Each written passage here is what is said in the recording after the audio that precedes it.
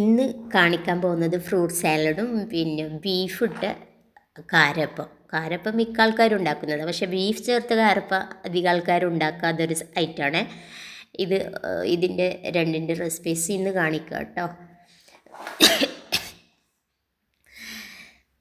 നമുക്ക് ബീഫ് നന്നായി കഴുകി വൃത്തിയാക്കി ചെറുതായി മുറിച്ചെടുത്തതാണ്.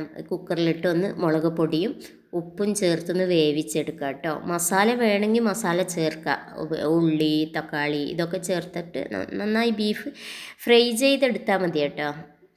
അതിനിടയിൽ ഫ്രൂട്ട് സാലഡ്, അത് വേവുന്ന സമയത്ത് നമുക്ക് ഫ്രൂട്ട് സാലഡ് ഉണ്ടാക്കുക. എൻ്റെ അടുത്തുള്ള ഫ്രൂട്ട്സൊക്കെ ഞാൻ എടുത്തിട്ടുണ്ട്. ബത്തക്കയുണ്ട്, പൈനാപ്പിളുണ്ട്, മാംഗോ ഉണ്ട്, സിറ്റിസണുണ്ട്, ഓറഞ്ച് ഉണ്ട്, സ്ട്രോബെറി ഉണ്ട്, 2 തരം മുന്തിരിയുണ്ട്, പിന്നെ ഡ്രൈ ഫ്രൂട്ട്സും.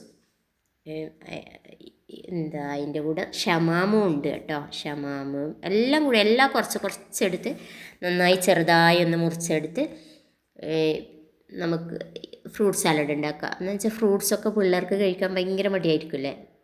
അപ്പോൾ ഇങ്ങനെ ഉണ്ടാക്കി കൊടുത്താൽ പിള്ളേർ കഴിച്ചോളും. എല്ലാം ഒന്ന് ചെറുതായി കട്ട് ചെയ്ത് കുറച്ചൊരു 2 സ്പൂൺ പാൽപ്പൊടിയും ചേർത്ത് കുറച്ച് പഞ്ചസാരയും ചേർത്ത് ആവശ്യത്തിനുള്ള പാലും ഒഴിച്ച് നമുക്കൊന്ന് മിക്സ് ചെയ്തെടുക്കാം കേട്ടോ. മിക്സ് ചെയ്ത് നമുക്കൊന്ന് ഫ്രിഡ്ജിൽ വെക്കാം. 2 സ്പൂൺ ഞാൻ മിൽക്ക് മെയ്ഡ് ചേർക്കുന്നുണ്ട്. കുറച്ച് പാലൊഴിച്ച് ഞാനൊന്ന് ഫ്രിഡ്ജിലൊന്ന് വെച്ചിട്ടുണ്ട്. അതിനിടയിൽ മാവ് റെഡിയാക്കാം കേട്ടോ. മാവെന്ന് വെച്ചാൽ ഒരു 4-5 മണിക്കൂർ കുതിർത്ത് വെച്ച പച്ചരിയിൽ അന്നവും ചേർത്ത്, അന്നം എന്ന് പറഞ്ഞാൽ ചോറ് കേട്ടോ, ചോറും ചേർത്ത് അരച്ചെടുത്തിട്ടുണ്ട്.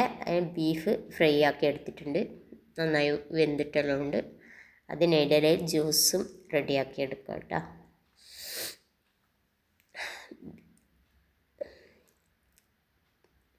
എണ്ണ ചൂടാകുമ്പോൾ ഓരോ തവി മാവിൽ ബീഫ് വെച്ച് കൊടുത്തതിന് ശേഷം ഒഴിക്കണം. അല്ലെങ്കിൽ എന്താ കുഴപ്പമെന്നറിയാം, ബീഫ് ആദ്യം വെച്ച് കൊടുത്താൽ അടിയിൽ പോയി അത് കരിഞ്ഞു പോകും. അല്ലെങ്കിൽ മാവ് ഒഴിച്ചതിന് ശേഷം ബീഫ് ഇട്ട് കൊടുത്താൽ മേലെ പൊങ്ങി നിൽക്കും.